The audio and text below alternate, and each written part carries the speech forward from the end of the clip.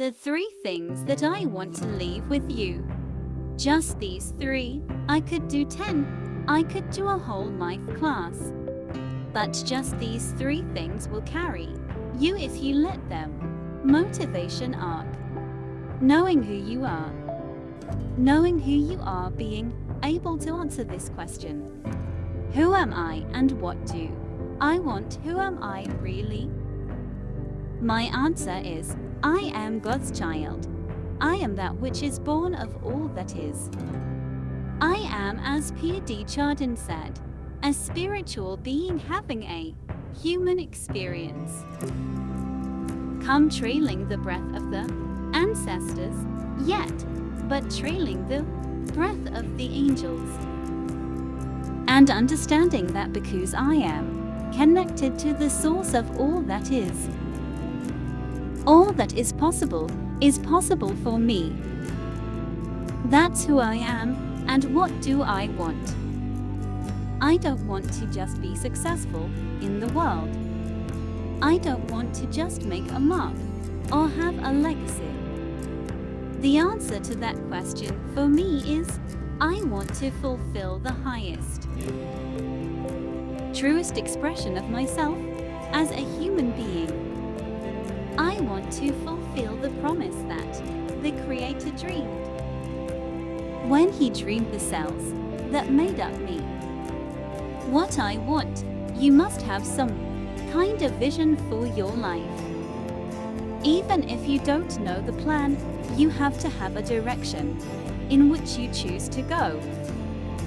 What I've learned is that's a great metaphor for life. You want to be in the driver's seat of your own life, because if you're not, life will drive you. So, knowing who you really are in this space and time that we embody. What do you want? Who are you? Number 2, you must find a way to serve. Martin Luther King said that not everybody can be famous, but everybody can be great, because greatness is determined by service. Now we live in a world where everybody wants to be famous, and where we admire people for just being famous. We think being known brings us value. In 3 years you won't be able to name the housewives of Atlanta. The real truth is that service and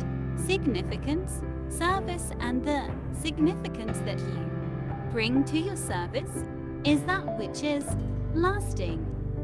So to be able to, whatever your occupation or job or talent or gift is, our honorees today getting doctor degrees to apparently opposite fields, HIV and IDSV and the spoken word, but they have in common is service.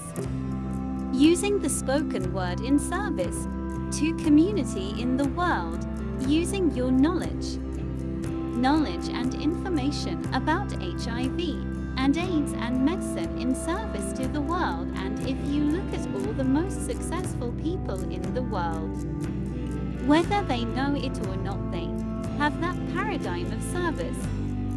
Everybody's talking about Mark Zuckerberg and IPO, service, JZ raping.